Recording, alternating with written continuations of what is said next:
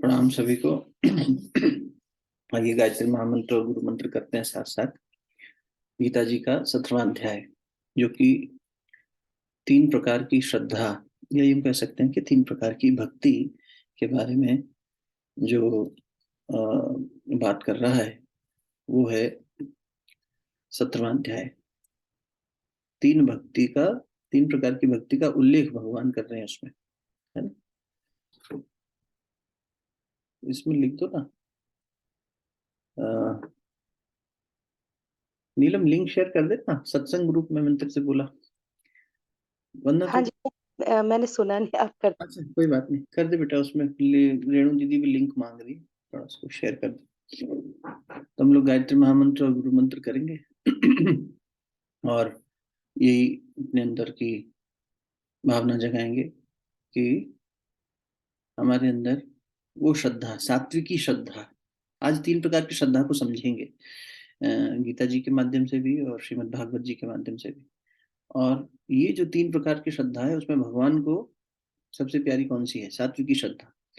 वो सात्विकी श्रद्धा हमें विकसित हो, इस भाव से हम लोग साथ मिलकर गायत्री महामंत्र और गुरु मंत्र करेंगे। सभी से विनम्र प्रार्थना, शरीर को स्थिर कर लीजिए, नेत्र कोमलता से बंद।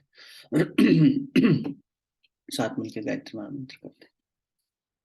ओम भूर्भुवः स्वः तत्सवितुर्वरेण्यं भर्गो देवस्य धीमहि धियो यो नः प्रचोदयात्। ओम गुरुर्ब्रह्मा गुरुर्विष्णु गुरुरेव महेश्वरः, गुरु साक्षात् परब्रह्म तस्मै श्री गुरुवे नमः।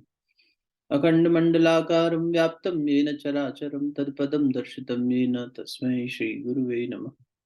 मातृवत् लालयित्री च पितृवत् मार्गदर्शिका, नमोऽस्तु गुरुसत्तायै श्रद्धा प्रज्ञायुता च या।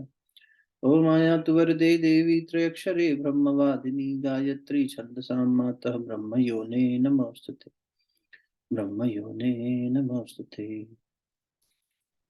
दोनों हथेलियों को आपस में मलिए। प्राप्त हुई देवता को मंडल पर हृदय स्थान पर स्पर्श कराइए।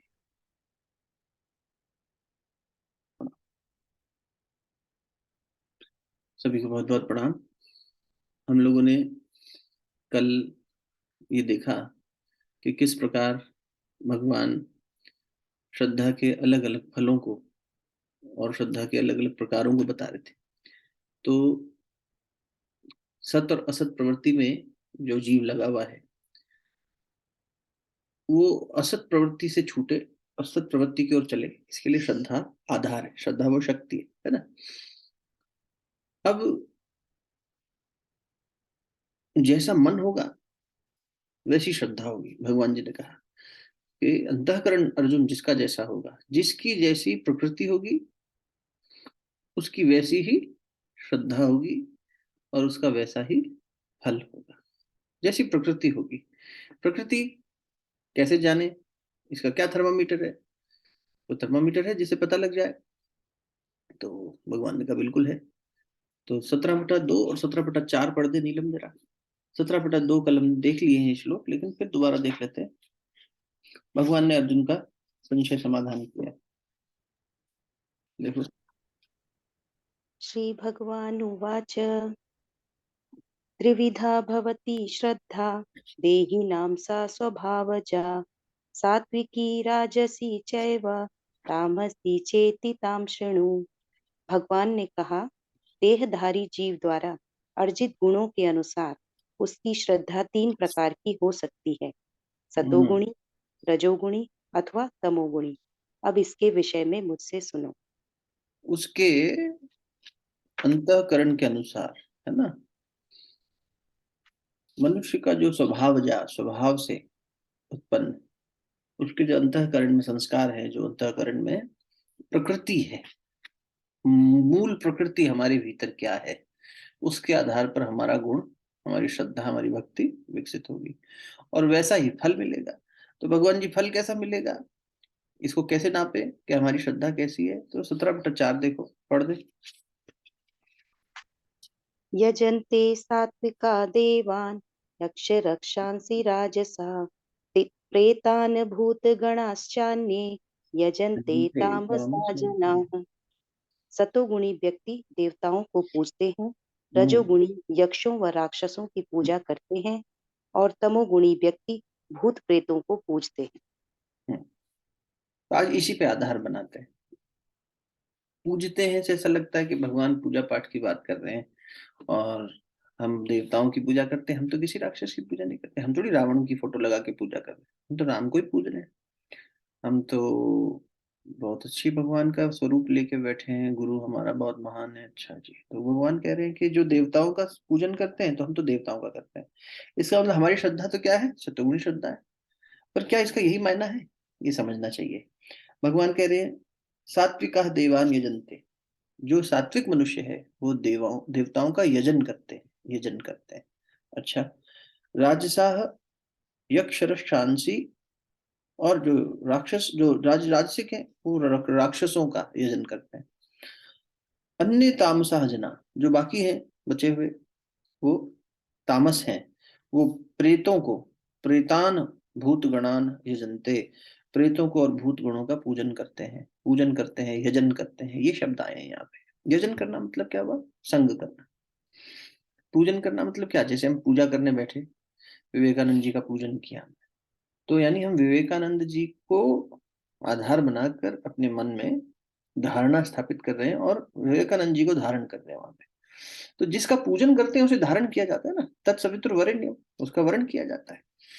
तो पूजन का मतलब ये नहीं है कि हम किसकी फोटो रखते हैं, किसका मंत्र जपते हैं, हम किसका संग करते हैं। पूजन यजन शब्द का यहाँ पे मतलब है संग, हम किसके साथ एसोसिएट करते हैं।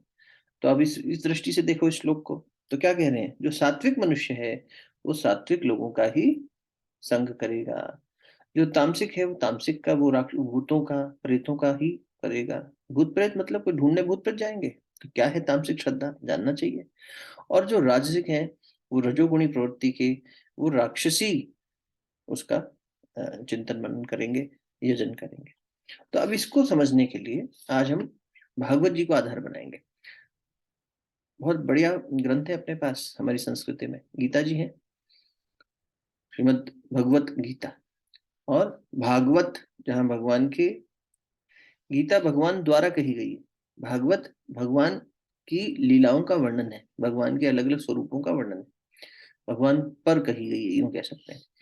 तो वहां पर उसमें 18,000 श्लोक हैं, इसमें 18 अध्याय है, 700 श्लोक है, उसमें 18,000 श्लोक। और उसमें ना स्कंद बनाए हुए, स्कंद है, फिर अध्याय है, फिर अध्याय में श्लोक है। तो इस तरह से उसकी, जब जैसे अपन इसमें करते ना कि 17/4, अभी हमने श्लोक पढ़ा, तो वहां होगा 8/17/17, मतलब 8वां स्कंद, 17वां अध्याय, 17वां श्लोक, इस तरह से रहता है। तो वहां देखते हैं भगवान क्या कहते हैं।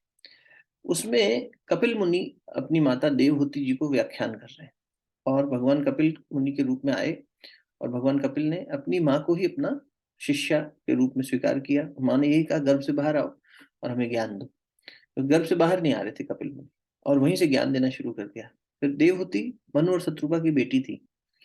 तो हमारी जो संस्कृति है, जैसे हम कहते हैं कि मनु और शत्रुपा से शुरू हुई, जैसे आदम और ईव है ना, ये एडम और ईव, आदम और हब्बा, इस तरह से मनु शत्रुपा। मनु शत्रुपा से देवहूति नाम की कन्या उत्पन्न हुई, उनकी संतान का नाम था कपिल मुनि। कपिल मुनि ने अपनी माता जी को ही उपदेश किया। तो उस उपदेश में कपिल मुनि जी ने, भागवत जी में आता है उल्लेख, अब ये भगवान की कही हुई बातें हैं, ये श्रद्धा का आधार ही है एक तरह से। बुद्धि तो ये कहेगी भगवान ने कहा कि नहीं कहा, हम कैसे मान लें। तो वहां भी ये बात आई कि जैसी श्रद्धा होगी, 8/17/17, जैसी श्रद्धा होगी वैसा फल मिलेगा, जैसी श्रद्धा होगी वैसा फल। हे माँ, श्रद्धा जैसी होगी वैसा फल मिलेगा।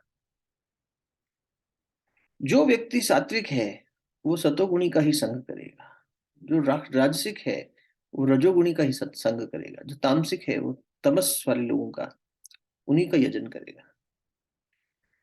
और ये कहीं भी देख लो, साधु समाज में देख लो, संत समाज में देख लो, आमतौर पर गृहस्थ समाज में देख लो, सन्यासी वैरागियों में देख लो, जो शायद जो गृहस्थ में प्रवेश नहीं कर रहे हैं उनको देख लो, हर जगह दिखाई दे जाएगा, हर तरह के व्यक्ति में, बच्चे से लेकर बुजुर्ग तक में, कि जिसका जैसी प्रकृति होगी वो वैसे ही लोगों का संग करने की कोशिश करेगा, वैसे ही लोगों को अपनी ओर आकर्षित करेगा।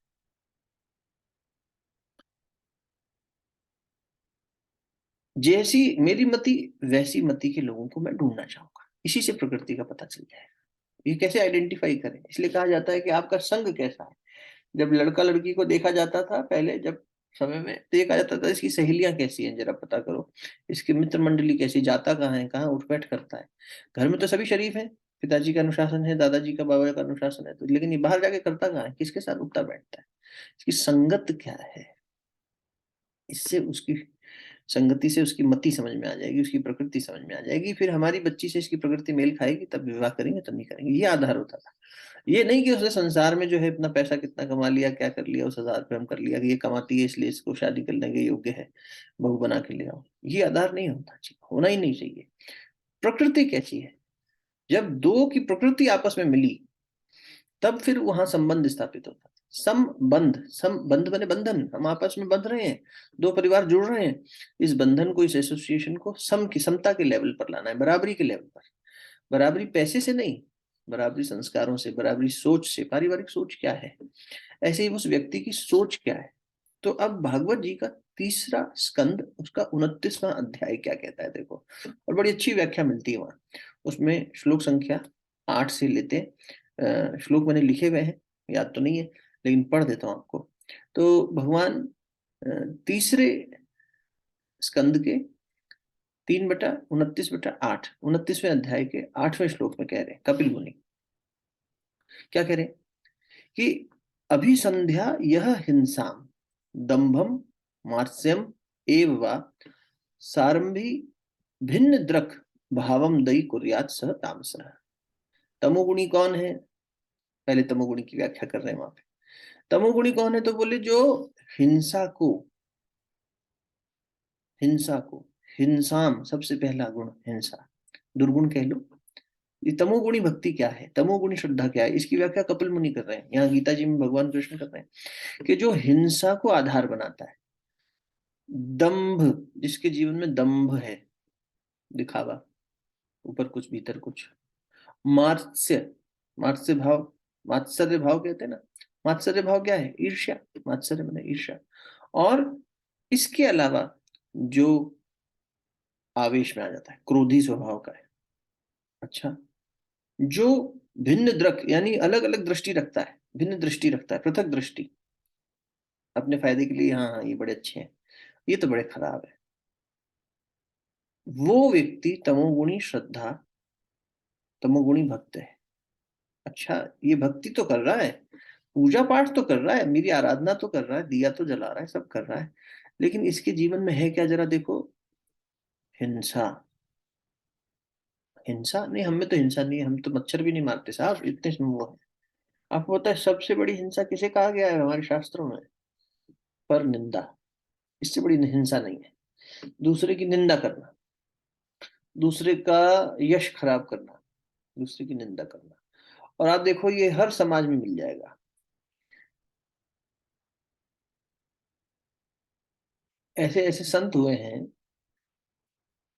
वास्तविक संत जिसे कहते हैं, जो ये कहते थे कि तुम भैया, जहां ऐसा नहीं है कि जहां पर भी चार भगवाधारी बैठे हैं समझो, ये चार जैसे एक ही जैसे शक्ल सूरत के लोग बैठे हैं, समझो कि ये सब साधु संत ही हैं। तो वहां जाओगे देखोगे क्या बात हो रही है, तो वहां भी यही हिंसा हो रही है, क्या, निंदा।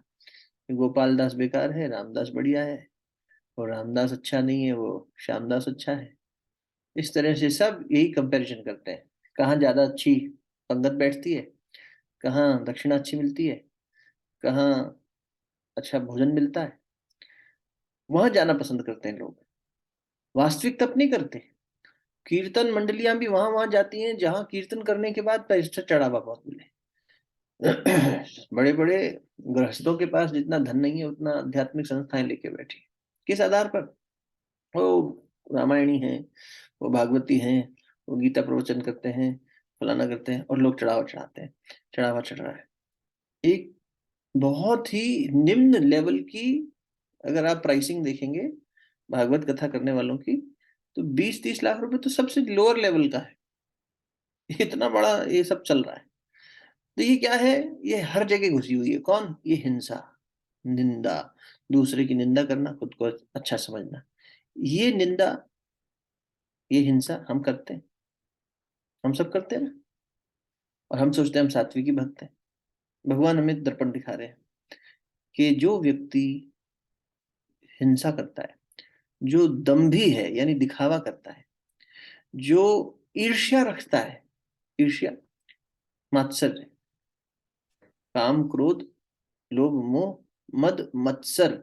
मत्सर भाव जो है, मत्सर मतलब ईर्ष्या, दूसरे से ईर्ष्या करना। नहीं भैया, हमें तो ईर्ष्या नहीं होती किसी से। बहुत गहरा है, अन्वेषण करके देखना है। जिसकी जैसी प्रकृति है, कहीं ना कहीं लेश मात्र मिल ही जाएगी। जब किसी, ईर्ष्या कैसे पता लगाएं हमारे अंदर है कि नहीं? हम तो किसी को बैठ के ऐसे ईर्ष्या नहीं करते कि हमारे अंदर जलन पैदा हो रही। लेकिन ईर्ष्या में एक चीज समझ लो, जब भी कभी दूसरे व्यक्ति की उन्नति देखकर हमें थोड़ा सा भी ये लगे, अरे काश मेरी भी हो जाती, काश मेरे परिवार की भी, काश हमारे पास भी होता, ईर्ष्या है। उसके पास है, मेरे पास नहीं है, ये ईर्ष्या का भाव है। तो सूक्ष्म है बहुत, ऐसा नहीं है कि थोड़ा सा अपने एक्शंस को देखोगे, विचारों को देखोगे, मिल जाएगा। तो हम दूसरे की निंदा कर रहे हैं, हम दिखावा कर रहे हैं, हमारे अंदर ईर्ष्या है, अगर हम, अहंकार है। अहंकार कौन सा? बात बात में ठेस लग जाना। अभी हम देख रहे थे, एक खबर थी पीछे, एक पति पत्नी के बीच में तलाक हो गया। कारण क्या था? मध्य प्रदेश की घटना थी। चाय समय पर नहीं मिली, यहां से शुरू हुई घटना। तो कोर्ट में दलील देते समय वो कह रहे हैं, ये मुझे समय से चाय नहीं देती, मुझे 7 बजे चाय पसंद है, ये 7 का 7:30 बजा देती है। ये आधार बना रहा है पति के। मतलब दलील देखो क्या है, रीजन क्या है? जो छोटी छोटी बातों पर हर्ट हो रहा है, इसका मतलब ईगो है उसमें।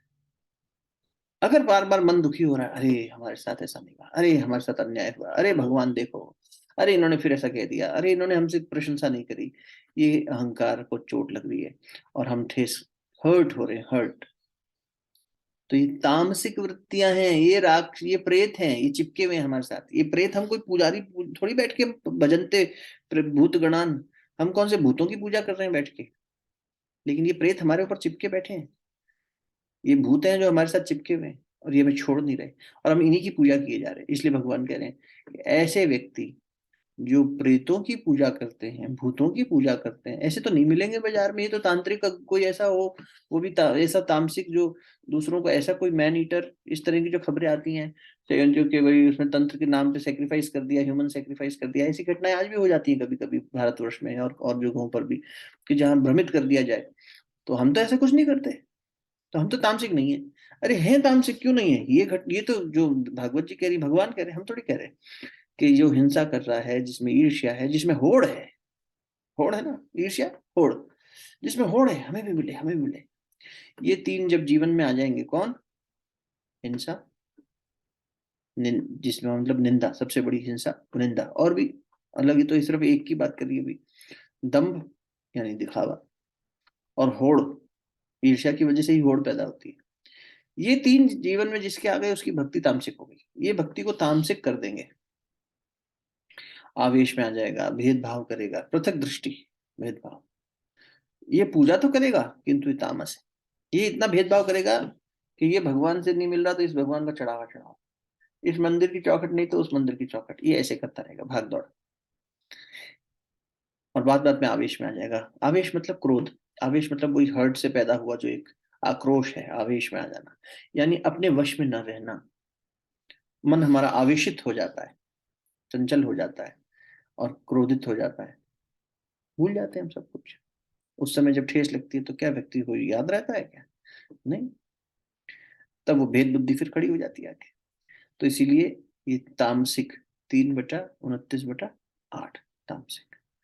अगले में भागवत जी में कपिल मुनि कह रहे हैं 3/29/9, क्या कह रहे हैं? कि विषयान, जो विषय भोग को अभिसंधाए, लक्ष्य करके, जो विषय भोग को लोग करके, रजोगुणी जो है वो विषय भोग के पीछे भागेगा। रजोगुणी भक्ति क्या है? जिसे विषय भोग करने की में मजा आता हो, उसका लक्ष्य यही है, भोग का लक्ष्य। सारी इंद्रियां भोग में लगी हुई हैं। आंखें भोग कर रही हैं, देख रही हैं, कान, नासिका, जिह्वा और जननेंद्री, सभी जगह से भोग हो रहा है। अच्छा सोच कर बताओ, यूं तो सभी भोग प्रधान है, क्योंकि इनका कार्य यही है बाहर के संसार से भोग का आदान प्रदान करना। सबसे ज्यादा इनमें भोग करने वाली कौन सी दो इंद्रियां हैं?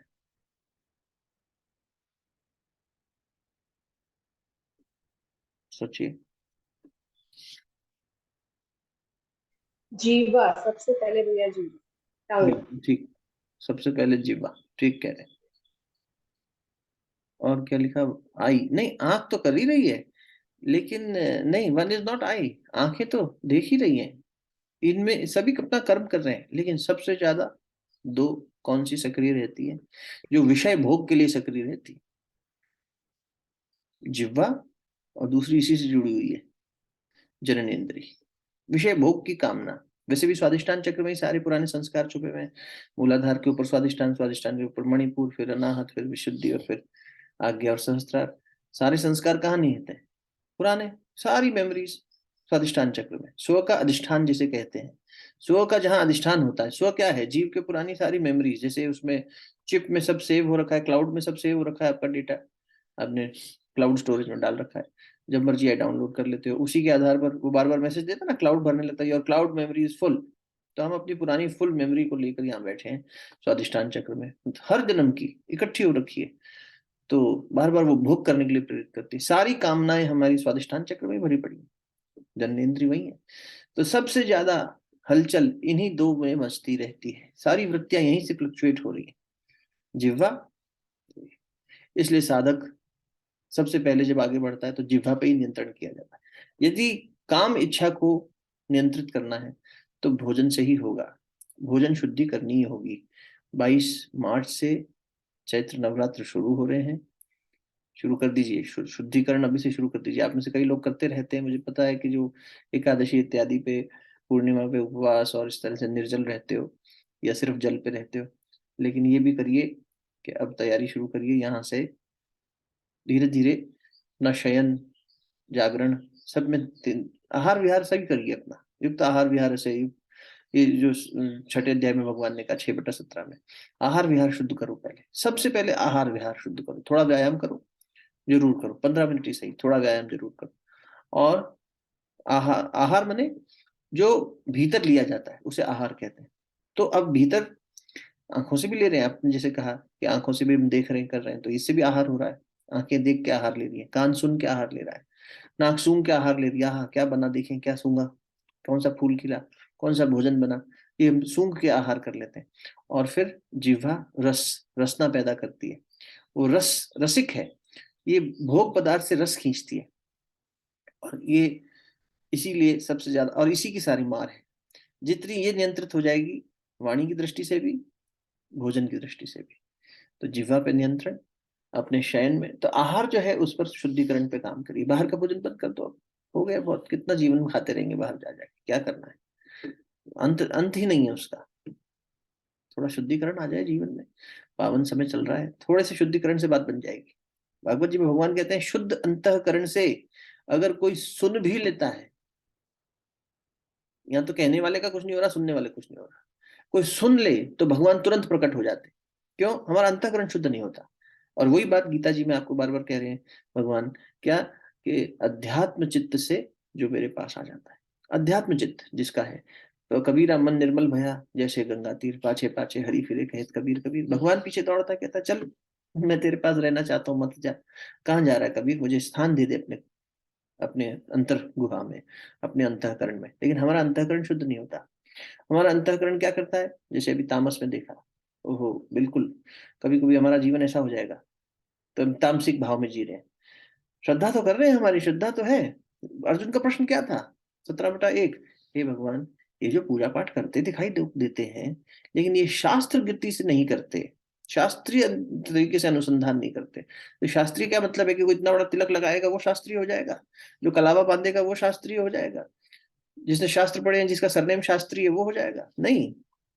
जो ये गुणों को धारण करेगा, ये शास्त्र इन गुणों पर जोर दे रहे हैं। किसी भी शास्त्र को उठा के देख लो, वो इसी की बात कर रहे हैं।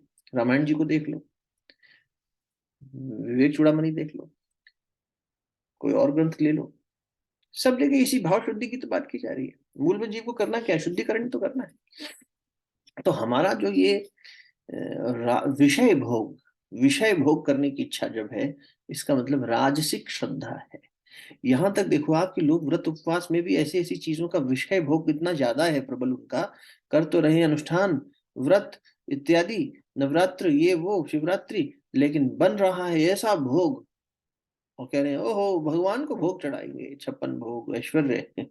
भगवान को क्या चढ़ाओगे? अपना पेट पूजा करने के लिए लड़वा दास पेड़ा दास हम लोग कुछ भी बना के, चलो आज ये बना ले वो खा ले, इसी में लगे हुए हैं।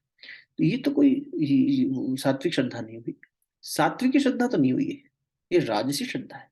तो विषयान अभिसंधाय, विषयों का लक्ष्य करके, यशः ऐश्वर्यम एव वा, जो यश की कामना करता है, ओहो ख्याति, यश मैंने ख्याति, ये तो आदमी मरने के बाद भी चाहता है, हमारा पुतला बने, उस पर माला चढ़ाए, हमारी फोटो टंगे, उस पर रोज अगरबत्ती हो, लोग हमें याद रखें, हमारा सरनेम ऐसा हो, हमारा नाम ऐसा हो, हमारी ख्याति ऐसी हो, हमारे बारे में लोग क्या कहते हैं, क्या सोचते हैं, हमारे मान अपमान से हमें फर्क पड़ता है ना? किसको फर्क पड़ता है? अहम को। ये अहंकारी जीव है जो बंधन में बंधा है। हमारा नाम, हमारा कीर्ति, हमारा ये यश की कामना करने वाला राजसिक भक्त है। ये देवहूति माता, भगवान कपिल मुनि कह रहे हैं कि ये विषय भोग करने का लक्ष्य करता है, ये ख्याति यानी यश की कामना करता है, इसे ऐश्वर्य चाहिए, बच्चों का नाम रख देते हैं ऐश्वर्या, ओहो ख्याति, यथा नाम तथा गुण है, वो वही मांगेगा जीवन भर, जो नाम है वही गुण है। गुरुदेव तो कहते थे अपने नाम का जप कर, तब तेरे नाम के अंदर से वो उसका मौलिक रूप निकल के आएगा। और चलो अच्छा है, रख भी दिया मान लो, तो फिर ख्याति किसकी हो? ख्याति भगवान की हो। ऐश्वर्य किसका हो? मान लो मेरा नाम ऐश्वर्या है, तो ऐश्वर्या, ऐश्वर्या का नाम कोई बच्ची जब करेगी तो उसके अंदर भगवान की ऐश्वर्य शक्ति जागे। भगवान की ऐश्वर्य शक्ति, देखो आपने गीता जी में पढ़ा था ना, हे अर्जुन मैं तुझे अपनी विभूतियां बताता हूँ, कहाँ कहाँ हूँ, यूं तो ये बताना बड़ा मुश्किल है, तो 72 जगह बताई भगवान ने, अलग अलग 70 से ज्यादा एग्जाम्पल दिए। वृक्षों में मैं पीपल हूँ, अश्वत्थ हूँ, नदियों में गंगा हूँ, छंदों में गायत्री हूँ, ये सब करके बताया ना। ये ऐश्वर्य है भगवान का, सब जगह व्याप्त है, सर्वत्र।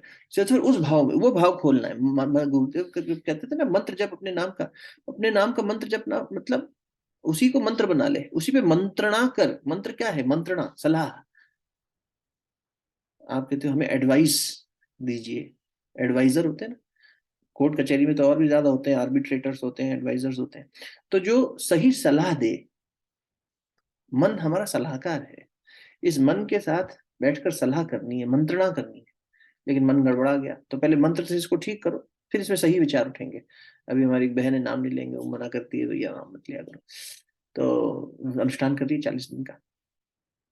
परसों उसने मेरे को खूब लंबा मैसेज भेजा, भैया ये ध्यान करने बैठती हूँ तो कोई सत्ता है जो प्रेरित करती है, कुछ भाव आए आपको बता रही हूँ, तो इसमें देख लीजिएगा। फिर उसको हमने कहा मुझे अच्छे भाव आ रहे हैं, अच्छी स्थिति में हो, अब एक काम करो कि इसी मनोभाव में जब अगली बार ध्यान करना, अनुष्ठान चल रहा है तुम्हारा, नवरात्र आ रहे हैं, इस बार नवरात्र में क्या थीम रखें, किस आधार पर बात करें, जरा देखें तुम्हारे मन में क्या बात आती है। भगवान क्या चाह रहा है किसी भी के माध्यम से बता सकता है, और बड़ी अच्छा उसका वो जब तब करती रहती है, साधिका है, तो उसने कहा तुम बताना। तो देखते हैं कहाँ से क्या संदेश मिल जाए। जब हम जप करते हैं, अनुष्ठान करते हैं, कोई भी ऐसी चीज करते हैं, साधना करते हैं, तो हमारा भाव क्या है, और उसके साथ साथ दैनिक जीवन में क्या जी रहे हैं। हमें तो ऐश्वर्य चाहिए, हमारा घर दूसरे के घर से ज्यादा चमके, हमारे कपड़े दूसरे, हमारी सफेद कमीज तुम्हारी सफेद कमीज से ज्यादा चमकदार, लो सफेदी में भी कंपटीशन। ख्याति हमारी सफेद की तुमसे ज्यादा। तो जो इस तरह का विचार करते हैं जीवन में, वो राजसिक है। विषयों का अनुसंधान करके, लक्ष्य करके, यश की, यशः ऐश्वर्यम एव वा, अर्चा आदो, विग्रह पूजन आदि में, अर्चयेत पूजा करे, जो इस तरह से पूजा करता है, यह माम पृथक भाव, ये भी अलग पृथकवादी है, जैसे तामसिक पृथकवादी था, अलग अलग पृथकता रखता है। सह राजसह, वह रजोगुणी है, ये रजोगुण है। ये इस मंदिर में नहीं जाएगा, इसमें प्रसाद अच्छा नहीं मिलता। भगवान से मिलने थोड़ी जा रहे हैं, ओ वहाँ प्रसाद बहुत अच्छा मिलता है, नाचेंगे गाएंगे, खूब अच्छी पंगत बैठेगी, नाच खूब खा के आएंगे। जाएंगे कृष्ण जी का मंदिर बगल में, उसमें होटल बना हुआ है मधुबन वहां पे रेस्टोरेंट में खाना खा के आएंगे खूब। कह रहे कौन जाए लंगर में, शांति कुंज में, वो कैंटीन बनी हुई है वहां चलते हैं। माता जी के चौके में तो सूखा दलिया मिलेगा, फीकी खिचड़ी मिलेगी बिना नमक वाली। तो चलो चलते हैं वहां पे, इडली खा के आएंगे, वड़ा पाव खा के आएंगे। सात्विक है, हम तो पोहा खाते हैं बिना प्याज लहसुन के रहते हैं। अरे तुम विषय का भोग तो तुम भी कर रहे हो, कहाँ सात्विक हो गए? जीभ तो तुम्हारी भी लपलपा रही है, और जितनी ये लपलपा रही है उतनी काम इंद्रियां लपलपा रही है। सीधा सीधा रिश्ता है दोनों का। इसलिए जिह्वा पे नियंत्रण, भोजन शुद्धि बहुत जरूरी है। गुरुदेव ने बहुत जोर दिया, सभी ने दिया, सभी गुरुजन, सभी, जहां जहां ये शुद्धिकरण की बात आती है वहां भोजन से शुरुआत करेंगे। अन्नमय कोश की शुद्धि करनी चाहिए। धीरे धीरे इसको डिटॉक्स मान लो, फैशन परस्त लोग हैं हम, आजकल की भाषा में डिटॉक्स कह लो। थोड़ा शरीर डिटॉक्स हो जाएगा तो मन भी शांत होगा, ऊर्जा बढ़ेगी, हल्कापन लगेगा। शुरू में 1-2 दिन तकलीफ होती है, उसके बाद मन बैठ जाता है। रात में जल्दी सोना शुरू करो। इसलिए अब अपने स्वाध्याय का सुबह का कर दिया करो, रोज 6 बजे ही करेंगे सुबह। विवेकानंद जी भी सुबह बैठ लिया करेंगे आधा घंटा। तो क्या है कि ये रात को 9:30-10 बजे तक सो जाओ, सुबह उठो अपना 3 बजे भोर में उठ जाओ, 3, 3:30। हकीकत मानो, जिस दिन आप 10 बजे सो जाओगे ना, थक हार के पूरे दिन श्रम करके, 3 बजे इतनी बढ़िया नींद खुलेगी और फ्रेश उठोगे। और थोड़ी सी भी अगर आलस आ रही हो, जो कि कभी कभार आ ही जाता है शरीर की अवस्था से या मौसम से, ठंडक है कुछ है, स्नान कर लो, जितना जल्दी हो सके स्नान कर लो। पेट साफ नहीं हुआ, स्नान कर लो, कोई बात नहीं, बाद में कर लेना। नहीं साहब अभी हमारी बॉडी क्लॉक सेट नहीं हुई, अरे हो जाएगी, तुम स्नान तो करो, हाथ मुंह तो धो, ये सब करो। और उसके बाद में देखो आप इतना फ्रेश हो जाओगे। फिर आप शांति से मौन भी रखो। जिह्वा का दूसरा संयम मौन, भोजन और मन, मन का मौन। जिह्वा से शुरू होगा लेकिन होगा वो मन का मौन। धीरे धीरे आगे बढ़ के मन की शांति को मौन कहते हैं, सिर्फ चुप रहने को मौन नहीं कहते। तो इसलिए ये अभ्यास सुबह सुबह हो जाएगा, जब तक बाकी लोग सोए हुए हैं, आपका शुरू हो गया। तो इस 3 बजे उठ गए, 4 बजे तक तो अपन रेडी हो गए हर हाल में, 3, 3:30 उठ के 4 बजे हो गए, 4 से लेके 6 बजे तक तो आपके पास अपना ही अपना समय है। 6 बजे से पहले कौन उठेगा घर में? और कोई उठता होगा तो उस हिसाब से देख लेना। उठते ही कोई हमारी इच्छा नहीं रखेगा कि उठते ही हमारे लिए कुछ करो। वो भी उठा है बेचारा, अपना नहाएगा, फिर शौच इत्यादि से निवृत्त होगा, फिर कुछ चाय पानी करेगा। तब तक आप अपना फ्री हुए, जब से, मौन से, अपने तप से, जो आपको करना है। ये तपस्या हो गई, ये तपस्या हो गई, ज्यादा ना सो के। इसी में से निकालना है ना समय हमें। नहीं साहब हमें समय नहीं है हमारे पास, बाबा कहते हैं बेटा समय जिस चीज के लिए रुचि होती है आदमी निकाल ही लेता है। जब छोटे थे खेलने जाना होता था तो सुबह फटाक से उठ जाते थे, अलार्म से पहले, बिना अलार्म की माँ उठाए उससे पहले उठ जाते थे। और पढ़ाई करनी होती थी तब नहीं उठते थे, नींद आ रही है अभी थोड़ी देर और सोने दो, रात को नींद नहीं है। लेकिन खेलने में रुचि थी तो उठ के भाग पड़ते थे। जहाँ इंटरेस्ट होता है, जहाँ रुचि होती है, पैसा लगाया है फ्लाइट की टिकट में, कोई देखो बड़ी से बड़ा तामसिक भी उठ के खड़ा हो जाएगा। तो वही नहीं कहेगा अरे छोड़ो ना यार, फ्लाइट ही तो है, 10,000 का ही तो नुकसान होगा, सोते रहे। तो उसे पता है, उसका रुचि है पैसा बचाने में, उसने पैसा लगाया तो उठ के भागेगा, फ्लाइट पकड़ेगा, काम पे पहुंचना है उसको, घूमने जाना है उसको, करेगा इंसान। अपने हिसाब से थोड़ी करेगा कि जब अपनी मर्जी होगी तब चलेंगे। ये वहां हमारा इंटरेस्ट है इसलिए हम कर पा रहे हैं। यहाँ हमारा इंटरेस्ट की कमी है। अगर मन ये कह रहा है कि हमारे पास समय नहीं है, सीधी सीधी बात है, मक्कारी यही कर रहा है, ये तामसिक हो गया है और ये बहाना ढूंढ रहा है, इसकी रुचि नहीं पैदा हो रही। लेकिन मन में ये शक्ति होती है, जहां बैठने लगता है, धीरे धीरे अभ्यास करता है, रुचि पैदा हो जाती है। छोटे बच्चे होते हैं कई बार, आप लोग अपना अपना जीवन देखो, बचपन में हम बहुत सारी चीजें नहीं खाते थे, संभव है, लेकिन बड़े होते होते वो भोजन में वो सब्जी आई वो चीज खाने लग गए। तो बस क्या हुआ, रुचि कैसे बनी? अभ्यास किया, थोड़ा सा उसको जानबूझ के खिलाया, थोड़ा थोड़ा फीड किया। छोटा बच्चा नहीं खाता है, उसको माँ कहती है थोड़ा थोड़ा खा के देख बेटा, शायद तेरे को अच्छा लगेगा, टेस्ट डेवलप होगा और फिर तेरी रुचि बन जाएगी इसमें, फिर तू खुद मांगेगा ये अच्छा लगा। वैसे ही रुचि पैदा करने के लिए मन को वहां बैठाइए। तो ये भोग वृत्ति, इसको विषय का भोग और यश कीर्ति की कामना जो रखता है, इसको भगवान कह रहे हैं ये रजोगुणी भक्त है। ऐसी भक्ति रजोगुणी है, कर तो रहा है सब कुछ लेकिन इसकी कामनाएं हैं, भगवान जी ये दे दो, भगवान जी वो दे दो। तो अब ये जो अगर दोनों चीजें तामसिक और राजसिक हैं जो हम सब में भरी पड़ी हैं, तो सात्विक में क्या होगा? सोचो जरा, विचार करो, विवेक विचार करके देखो, सोचो सात्विक की श्रद्धा क्या हो सकती है फिर भगवान की दृष्टि से? रोशनी तू कुछ कह रही है या तू अनम्यूट हो गई गलती से? चल मैंने म्यूट कर दिया, मैसेज पे आया डिटैचमेंट। अच्छा, और सोचो, जीवन के गुणों के आधार पर सोचो। जैसे ये सब गुण निंदा इत्यादि सोच रहे थे, विषय भोग की कामना सोच रहे थे, तो ये सब तो राजसिक और तामसिक में चला गया। हमारा जीवन तो ऐसे ही, हम तो सोच रहे थे बड़े सात्विक है, मामला गड़बड़ा गया। हम तो प्याज लहसुन नहीं खाते, अरे तुम अपना यश कीर्ति कर रहे हो उसमें भी। समभाव में जीना, डिटैचमेंट में जीना, ठीक है। सात्विक की श्रद्धा कैसे कहेंगे?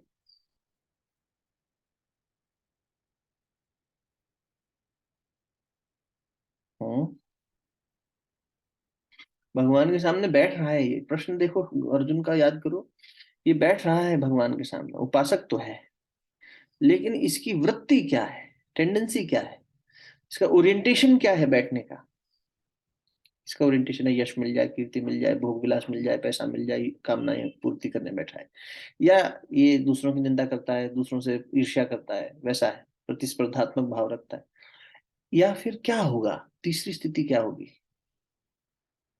प्रेम कह रही है रेणु बहन जी, ठीक है। मन का शुद्धिकरण, वो तो करना है, मन का शुद्धिकरण तो।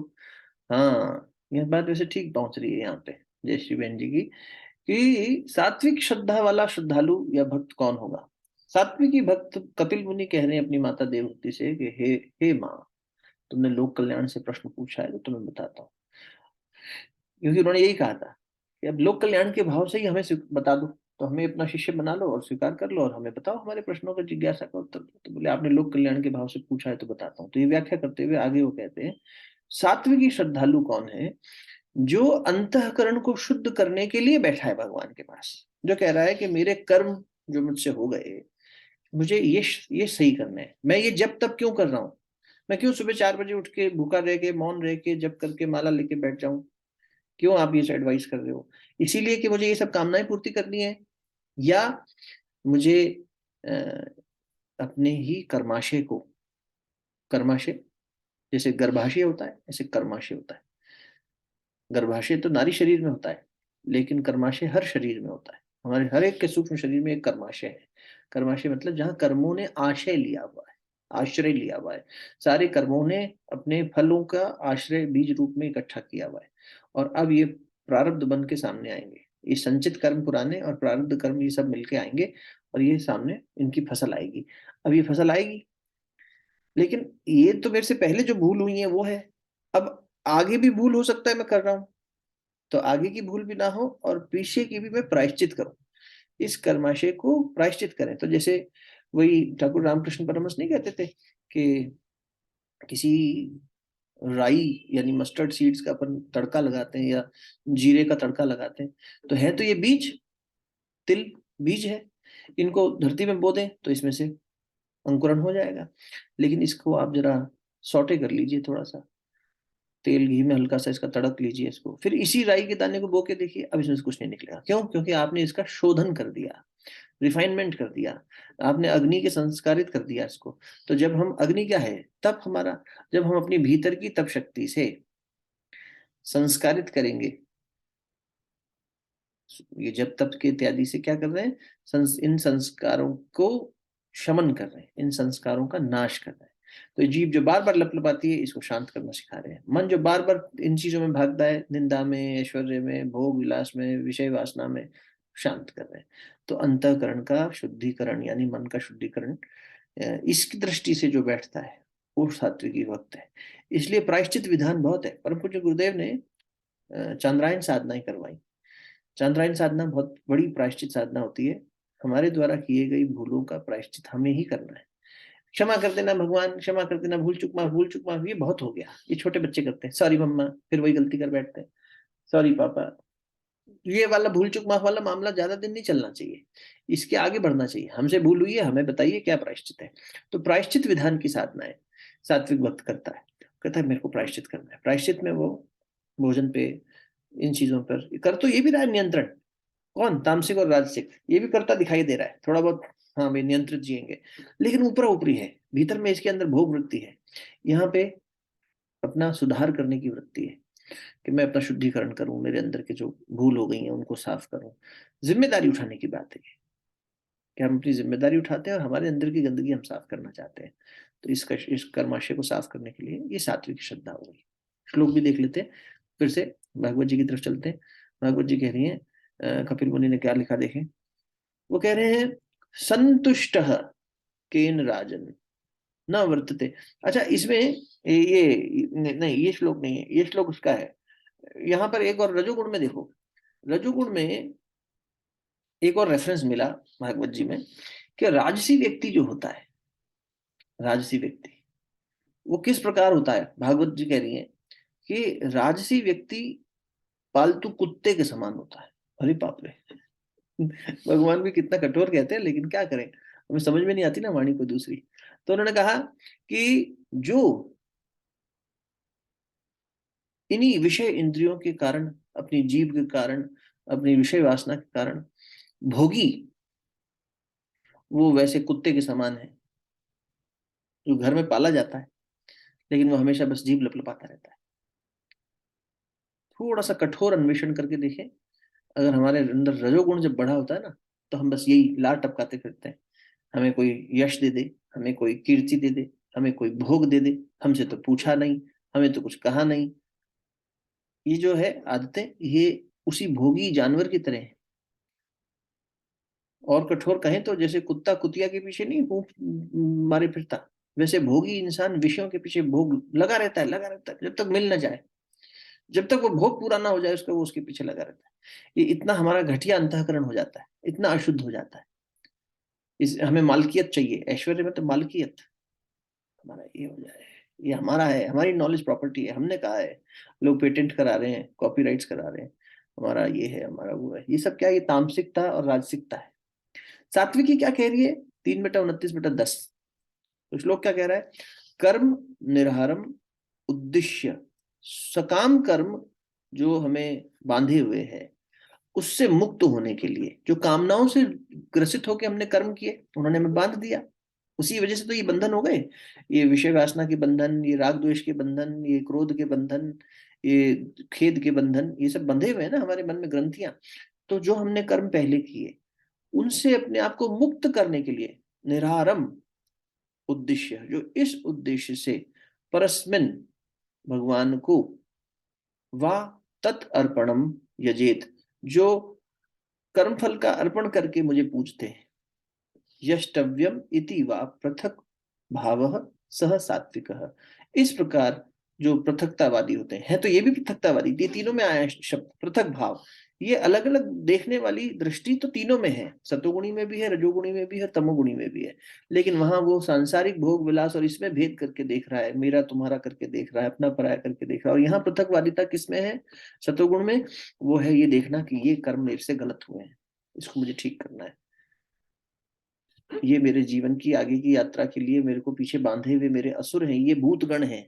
आ जाओ वापस 17/4 में, ये भूत प्रेत हैं, राक्षस हैं, जिन्होंने मुझे पकड़ रखा है।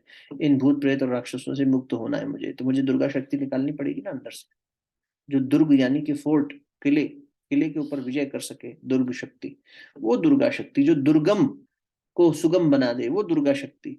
तो उस दुर्गा शक्ति का जागरण अभी नवरात्र आएंगे, यही होगा।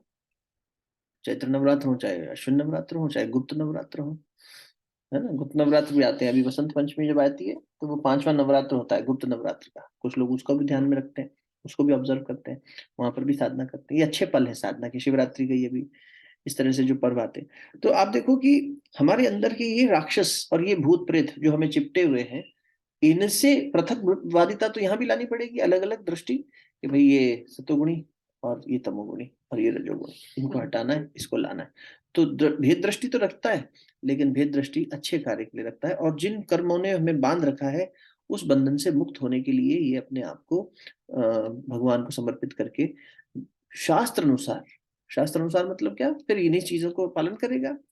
इसे शास्त्रीय तरीके से पूजा पाठ करना कहेंगे। 17/4 कोई प्रश्न अभी तक में? कल हम 17/5 और 6 भी पढ़ लिए थे, वैसे दोबारा फिर वहां से आगे बढ़ते हैं, अगर अभी तक में कोई बात हो तो वो देख लेते हैं। ये भैया जो श्रद्धा है, कभी राजसिक तो मुझे लगता है कि नहीं है मुझ में, परंतु तामसिक और सात्विक के दोनों कभी वो होती रहती हैं। हम्म। हाँ जी, तो फ्लक्चुएशन आता है कभी कभी, जैसे वही है स्वाध्याय सत्संग हो गया या अपना आत्म मूल्यांकन करते हैं, तो कभी अपने अंदर ये भाव आता है और हम और सतोगुणी हो जाते हैं, और उस सतोगुण में रहकर हम ये देखते हैं कि मन सत की तरफ जा रहा है, मतलब जो सकारात्मकता है, सत प्रवृत्तियां हैं, उनकी तरफ जा रहा है। और कभी तामसिक, देखिए दोष तो तीनों ही हमारे अंदर है, ये तीनों ही दोष है, त्रिदोष कहते हैं ना, 3 गुण है ये। तो ये तीनों ही गुण जो है हम सब के अंदर है। और ये जो 3 गुण हैं, इसमें तमस की भी अपनी उपयोगिता है, राजसिक की अपनी उपयोगिता है, लेकिन जब ये जरूरत से ज्यादा हो जाते हैं तब दिक्कत आती है। जैसे आप इसको यूं देखिए, गुरुदेव कहा करते थे कि जब बेटा संसार के लिए कोई हितकारी कार्य करोगे, समाज सेवा करोगे, अच्छा काम करोगे, तो तुम्हें दैवीय अनुग्रह भी मिलेगा। 3 चीजें मिलेंगी, भगवान तुम्हारा साथ देगा, दैवीय शक्ति तुम्हारा साथ देंगी, दूसरा लोक सम्मान मिलेगा, और तीसरा आत्मसंतोष मिलेगा। तो सबसे बड़ी पूंजी क्या? आत्मसंतोष मिला, हमने सेवा करी, अच्छा कार्य किया, हमें आत्मसंतोष मिला कि हमने अपना बेस्ट दिया और भगवान के काम आ सके। ये सात्विकी है। और इसी सात्विकी में मिल क्या रहे हैं? 2 बाई प्रोडक्ट्स, और एक लोक सम्मान है। अब देखा जाए तो लोक सम्मान ख्याति तो है, लेकिन हमने ख्याति की कामना नहीं करी। अभी राजसिक की जो बात हो रही थी, एक हुआ कि हम कामना कर रहे हैं कि हमें इससे पैसा मिले, हमें इससे नाम मिले, हमें इससे हमारे लोग हमसे जुड़े। तो ये कामना जब है और तब अगर प्रेरित होकर काम कर रहे हैं, तो फिर तो सकाम कर्म हो गया। जो निष्काम कहाँ हुआ? निष्काम ये हुआ, हमने निष्काम भाव से सेवा करी, सात्विकी। लेकिन इसके साथ में भगवान भी हमारे साथ मिला, हमें भगवान का अनुग्रह मिला कि अरे वाह, भगवान की दैवीय शक्ति से हमने कार्य किया, हमें आत्मसंतोष हुआ। लेकिन एक बाई प्रोडक्ट ऐसा मिल रहा है जो दिखने में सांसारिक है, पर वो स्वतः ही आ रहा है। जैसे कोई पुष्प वर्षा करे भगवान हमारे ऊपर, देव शक्तियां, तो वो स्वतः ही है, लोक कल्याण भाई। और लोग भी तो साथ आएंगे ना। आप जब अच्छा कार्य करते हैं तो एक शक्ति भगवान देता है, एक आपकी शक्ति लगती है, और साथ साथ व्यवस्था बनती है, कुछ लोग साथ जुड़ते हैं। तो इस तरह से लोग मिलेंगे, संगठन बनेगा अच्छे लोगों का। तो देखने में तो क्या हुआ कि ये फिर से नाम यश कीर्ति वाला, लेकिन यहाँ पर मूल भाव क्या था? तो ये मूल्यांकन बहुत बहुत गहरा होता है।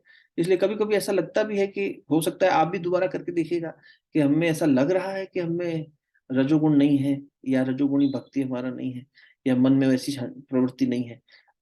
फिर भी और गहरा अन्वेषण करते रहिए, अच्छी बात है, नहीं हो तो बहुत ही सुंदर है, और देखते रहिए। रही बात तमस की, तो कुछ स्थिति में तो रहेगा, लेकिन ये इससे प्रेरित होकर हमें कर्म नहीं करना। हमारा कर्म क्या होगा? हमारी श्रद्धा भाव कहाँ बननी चाहिए कि हमसे जो कर्म हो गए हैं उनका प्रायश्चित हम करते चले, और दोबारा वो भूल ना हो। तो प्रायश्चित में फिर साधना थोड़ी सी कठोर हो जाती है। अगर उतना भी कठोर नहीं कर सकते हैं तो शुरू तो कर दे व्यक्ति, साधना तो करनी पड़ेगी, साधना बिना मामला बैठेगा नहीं, कोई ना कोई माध्यम तो चुनना ही पड़ेगा।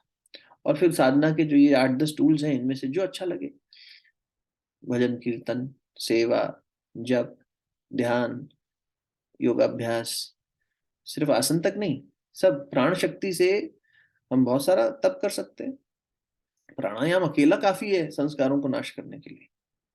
गुरुदेव ने लिखा है प्राणायाम से संस्कार नाश किए जा सकते हैं। लेकिन वो प्राणायाम सिर्फ सांस लेना और छोड़ना नहीं है ना, फिर उसके पीछे पूरी सिद्धि जुड़ी हुई है, पूरी शक्ति जुड़ी हुई है। उसको खींचना, उसको अपने अंदर तक धारण करना, उसको शोधन करना, फिर उस प्राण तत्व से पुराना प्राण हटाना, नया लाना। ये प्राण प्रत्यावर्तन प्रक्रिया है, जैसे ब्लड ट्रांसफ्यूजन, प्रत्यावर्तन में चढ़ाना कुछ नया, पुराना हटाना, डिटॉक्स करना। तो ये प्राण प्रत्यावर्तन प्रक्रिया है, इसमें प्रत्यावर्तन किया जाता है। ये सब संभावनाएं हैं, लेकिन इसका उद्देश्य क्या, हम क्यों कर रहे हैं? श्रेष्ठता के लिए, हम भगवान के काम आ सके, और हमारा जो अंतःकरण है वो निर्मल हो सके। वो हो जाए, उस भाव से जब लगेंगे तो शुद्धिकरण अपने आप आता चला जाएगा। बढ़िया है। तो मूल्यांकन तो करना जरूरी है। अच्छा है आप लोग देख पा रहे हैं, हम लोग सब देखें अपना अपना कि हमारे अंदर, और मैं तो कहूंगा हम सब में घोर तमस पड़ा है, घोर तमस।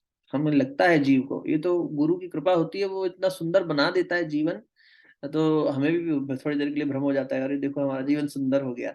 सुंदर गुरु से जुड़ के जितना होना चाहिए था उतना नहीं हुआ। कुछ तो हुआ, चलो संसार में होते तो जाने पता नहीं और क्या उपद्रव मचा रहे होते, पता लगे हम ही कहीं बम बना रहे होते बैठे, कौन कौन जाने। मति भ्रम होती है तो फिर सर्वनाश कर ही लेता है व्यक्ति। सुयोधन से दुर्योधन बनने में क्या देर लगी दुर्योधन को। तो संसार में अगर हमें गुरु नहीं मिला होता, भगवान का हमें डोर नहीं पकड़ी होती, तो संभव है कि परिवार में ऐसा संस्कार नहीं मिला होता, तो कुछ कर रहे होते गलत अभी संसार में बैठकर। लेकिन आज गलत नहीं कर रहे हैं ऐसा नहीं है, आज भी गलतियां हो रही है हमसे, जीव आज भी त्रुटि कर रहा है। जिस महान सत्ता से जुड़ा है, जिसका वर्ण कर रहा है, रोज बैठ के कह रहा है तत्सवितुर्वरेण्यम, तो वर्ण करने के बाद गया क्या महाराज? नारी जब पुरुष का वर्ण करती है और पुरुष जब नारी का वर्ण करता है तो एक दूसरे से एक हो जाते हैं, फिर उनका स्वरूप बदल जाता है। फिर थोड़ी कहता है मेरे दोस्तों के साथ घूमने जा रहा हूँ, नालायक पति करेगा ऐसा। फिर तो पत्नी प्यारी लगती है भाई, दोस्तों कहता है अरे मेरी शायद हनीमून फेज चल रहा है, दूल्हा दुल्हन मिल गए, फीकी पड़ी बारात। वो थोड़ी कहती होगी माँ तुम बार बार फोन मत किया कर, अब यही मेरा पति मेरा घर है। जहाँ लगन ऐसा होता है, जब लगना था लगन का तब लग भक्ति ना होए, नाता तोड़े हरि भजे भगत कहावे सोए। हम नाता तोड़ पाते हैं क्या संसार से?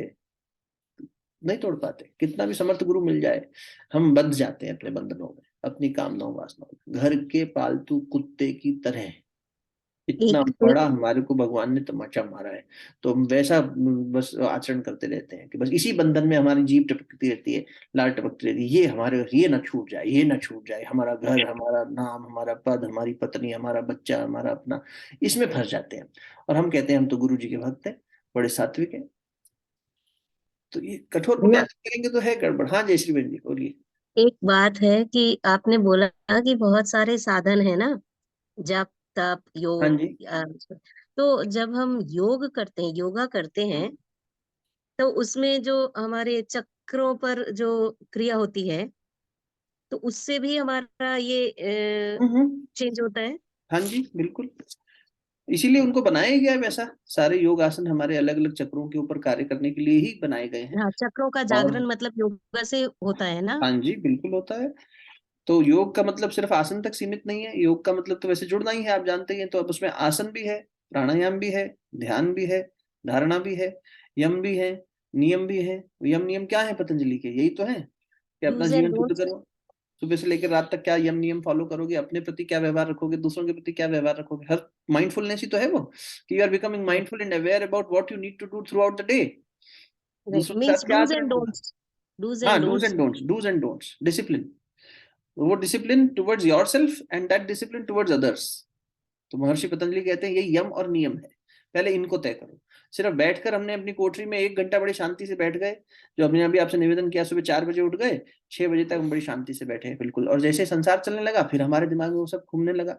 अरे देखो ये उठ गए, अब इनके लिए ये करना पड़ेगा, अरे इसको स्कूल भेजना पड़ेगा, अरे उसके लिए पैसा कमाना पड़ेगा, अरे इससे झूठ बोलना पड़ेगा, अरे यहाँ अपना काम निकलवाना पड़ेगा। तो हमारा सुबह का उठा हुआ जो 2 घंटा था साधना का, वो बाकी के 22 घंटे के जीवन में आया कि नहीं?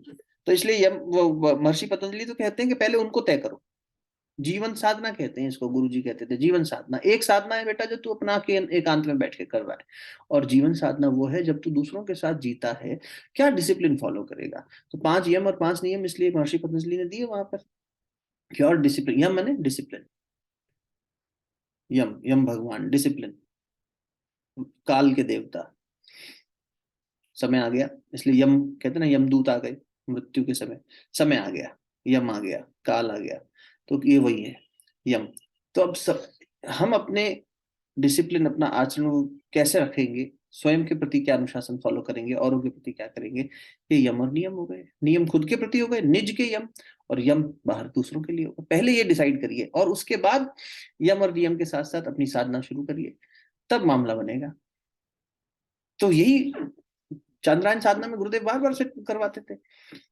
चंद्रमा की गति से बढ़ते और घटते क्रम में भोजन का घटाना और बढ़ाना किया जाता है उसमें, और एक समय भोजन लिया जाता है और कुछ नहीं लिया जाता, बाकी समय केवल जल पे रहा जाता है। और उस एक समय का जल भोजन निर्धारित कर लो। बाबा उपाध्याय बाबू जी बड़े मजाक में कई बार समझाते थे, बोले एक सज्जन थे हमारे साथी गुरु भाई, उन्होंने सुना कि गुरुदेव ने चांद्रायन व्रत साधना के बारे में बड़ा, ये प्रायश्चित साधना के बारे में कहा है, और इससे अपना तो दोष दूर होता है, ये परिवार को भी सुख होता है। तो उसमें एक सज्जन ने बड़ी बुद्धि लगाई कि उसमें करना ये होता है कि मान लीजिए आप 4 रोटी खाते हैं, तो आज पूर्णिमा है, अगली पूर्णिमा तक ये क्रम रखना है। तो पूर्णिमा से अमावस्या तक चंद्रमा घटेगा, तो भोजन आपकी रोटी एक चौथाई घटती चली जाएगी, और अमावस्या प्रतिपदा पे 0 हो जाएगी, फिर वो बढ़ते बढ़ते वापस पूर्णिमा पे 4 रोटी पहुंच जाएगी। तो दिन में आपने तय कर लिया मेरे को ये भोजन खाना है, और एक खाने का एक लगाने का, ऐसा भी नहीं कि 56 भोग लेके बैठ गए कि एक ही समय खाना है तो खूब खाएं। तो एक सज्जन ने यही किया। बोले हम आधी बाल्टी रोटी लेके बैठते थे, पहले के लोग खाते थे खूब, 8-8 10-10 रोटियां, 15-15 रोटियां खा लेते थे। हम देखते थे हमारे दादा के लिए खाना बनता था, 14-14 15-15 रोटी खाते थे, वो भी मोटी मोटी। ट्रैक्टर चलाना है, खेती करनी है, खूब करना है, श्रम बहुत होता है ना। मतलब ट्रैक्टर चलाने वालों को आप देखो, आप बैठिए कभी ट्रैक्टर पे, खाना यूं हजम हो जाता है। तो पहले के लोगों के लिए यही जीविकोपार्जन तरीके थे, तो इसलिए उनके मजदूरी करना, श्रम करना, बहुत कुछ होता था, या पैदल चलना। तो बोलते थे कि वो भाई साहब ने इतना सारा खाना निर्धारित कर लिया कि कम करते करते जब हम उस पे पहुंचेंगे अमावस्या पे, तब भी जीरो नहीं होगा, तब भी हमारा आधा पेट तो हम खाना खा ही लेंगे। तो वहां भी व्यक्ति भोग वृत्ति कर लेता है।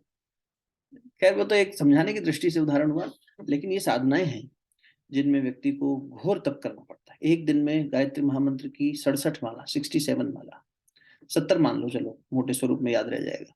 एक दिन में 70 माला जपना, पूरा एक पूर्णिमा से लेकर पूर्णिमा तक 30 दिन तक एक क्रम बनाना, निश्चित समय पे उठना, निश्चित समय पे सोना, निश्चित समय पे भोजन करना, और वो इतना ही करना, और उसके अनुपात को घटाते जाना, बढ़ाते जाना। तो कठोर साधना है, क्योंकि कर्म भी तो कठोर है ना। फिर आप सीधी सी बात है साहब, जितना गहरा दाग है वो है ना, दाग जिद्दी है। तो जिद्दी दाग है तो भाई उसको मिटाने में फिर मेहनत भी लगेगी। वहां कोई झूठ वाले डिटर्जेंट काम नहीं आएंगे कि बस टीवी में दिखा दिया कितना भी गंदा दाग हो साफ हो ही जाएगा। नहीं, ऐसे थोड़ी हो जाएगा। जब कर्म की इंटेंसिटी घोर है तो तब की इंटेंसिटी भी ज्यादा होनी ही होगी। जब लहसन की कटोरी, ठाकुर रामकृष्ण कहते हैं ना, लहसन की कटोरी की बदबू नहीं जाएगी तो उसको तपाना भी ज्यादा ही पड़ेगा बेटा, नहीं तो महक आती रहेगी। तुम कितना भी धो लो, ऊपरा ऊपरी चिकनाई तो हट जाएगी, लेकिन अंदर से सूक्ष्म संस्कार नहीं जाएगा।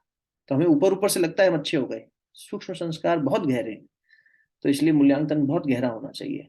और फिर गुरुदेव उसमें कहते थे कि गायत्री यज्ञ करते समय उस अपने पाप कर्मों को, दोषों को लिखो, और यज्ञ करने के बाद आहुति में उसको वही डाल दो, लिखा हुए को डालो। ये भगवान हमारी ये घटियापन हम आपको अर्पित करते हैं। अभी हम पढ़ रहे थे विवेकानंद जी को, 4 दिन पहले ही। आप लोगों जो उसमें आते हो सत्संग में, या सुना होगा बाद में, तो आपको याद होगा कि नरेंद्र, उनके साथी गोपाल और शशि, तीनों लोग रात में धुनी जमा के बैठ गए। और धुनी भी किसकी?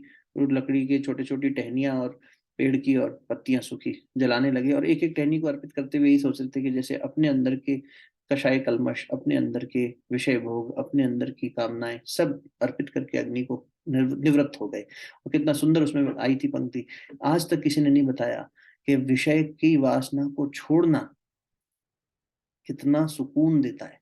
विषय का भोग करना सुकून देता है। हम ऐसा सोचते हैं कि ये विषय मिल जाएगा, धन मिल जाएगा तो मजा आएगा, नाम मिल जाएगा तो मजा आएगा, संतान मिल जाएगी तो मजा आएगा। आदमी ये सोचकर इस भोग को पूर्ति करने की कोशिश करता है, लेकिन कभी पूर्ण नहीं होता। और मजेदार बात यह है कि इसका त्याग जब हो जाता है, इससे जब मुक्त हो जाते हैं, तो जो आनंद मिलता है वो बहुत अलग है।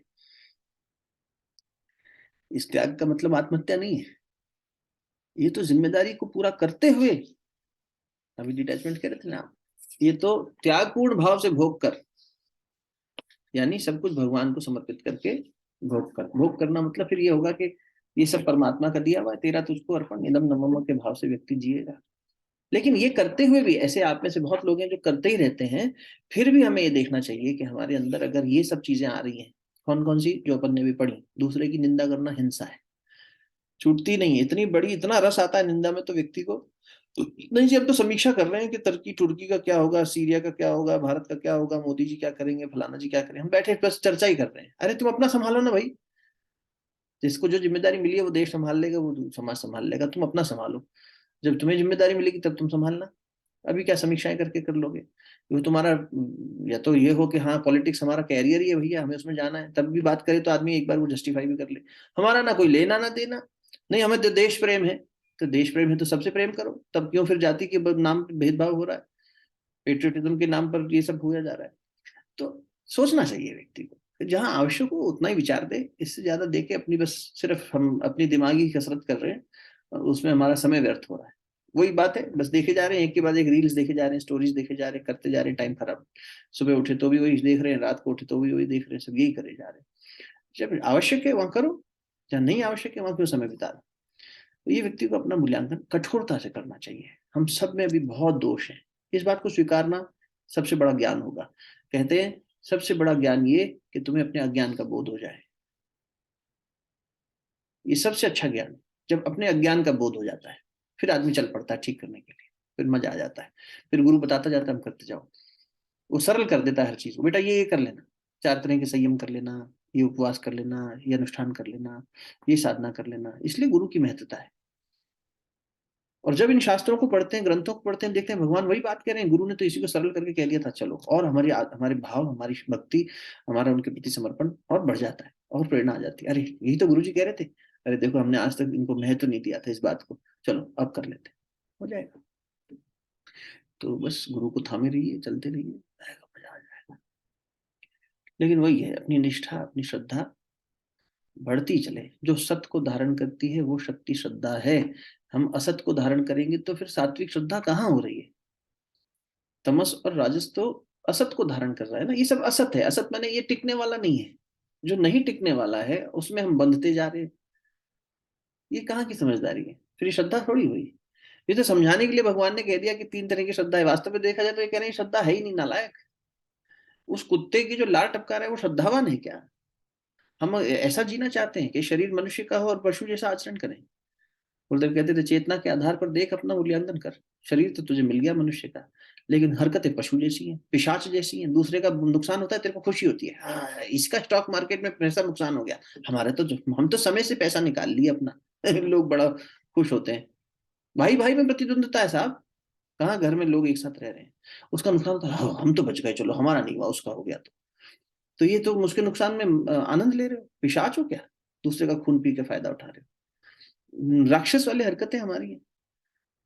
हम अपना अहंकार आ जाए किसी को, देखो फिर क्रोध आए तो एक से एक राक्षस निकल के आते हैं अंदर से बाहर। क्या विकृत हो जाता है चेहरा। क्रोधी व्यक्ति का चेहरा फोटो खींच के दिखाओ उसको, उसे नहीं दिखता ना। सो कहो अरे तुम कैसा चेहरा बना के बात करते हो भाई। कहाँ हमने कहा कुछ भी, हम तो ऐसे सहज ही थे। लो कर लो, माथा फोड़ लो इनसे। और ये हमारा हाल भी है। दूसरे का क्या बात बात करें, अपना हाल देखें। आईने के सामने खड़े होकर गुस्सा करो कभी, जब गुस्सा आ रहा हो तब देखो खुद को, घृणा होगी खुद से। एक एक हीनता पैदा हो जाएगी, क्या ये हम हैं? अपने प्रति ऐसी भाव आ जाएगा। उत्थान करने के लिए फिर चल पड़ेगा मैं। लेकिन मनुष्य अपना दर्पण देखता नहीं ना, दिक्कत यही है। अंतःकरण देखने मिल जाएगा। ठीक है, और कोई बात? शांति पाठ करें, बाकी फिर अगले शनिवार रविवार को बैठेंगे, गीता जी 7वां अध्याय आगे बढ़ाए। ठीक है, चलिए कुछ जिज्ञासा वगैरह होगी तो वहां सत्संग ग्रुप में चर्चा कर लेंगे। शरीर स्थिर कर लीजिए, शांति की प्रार्थना, गुरु तत्व का ध्यान करें। छोटा सा ध्यान कर लेते हैं। परमात्मा तत्व से यही प्रार्थना, हमें प्रायश्चित के मार्ग पे आगे बढ़ने की संकल्प शक्ति आए। हम अपने कर्माशय को साफ करने की दृष्टि से आगे बढ़े और साहसी बने। अब बीड़ा उठाएं अपना खुद। गुरुजी हम अपने पैरों पे खड़ा होना चाहते हैं। हमारे पैरों में कमजोरी आ रखी थी, ये जो बेड़ियां बंधी थी इनकी वजह से, इनको खोलने के लिए, ये राजस और तमस की बेड़ियां, इनको खोलने के लिए। और ये बेड़ियां हमने ही बांधी है, किसी और ने नहीं बांधी हमें। हमारे मन ने ही हमें गुलाम बना लिया। हमारी प्रवृत्तियों ने, हमारी आदतों ने, हमारी लोभ मोह अहंकार ने, इसी सब ने सब गड़बड़ कर रखी है। तो इन तीनों शूलों का नाश करिए और हमें प्रायश्चित करने के मार्ग पर आगे बढ़ने के लिए मार्गदर्शन और बल दोनों प्रदान करें।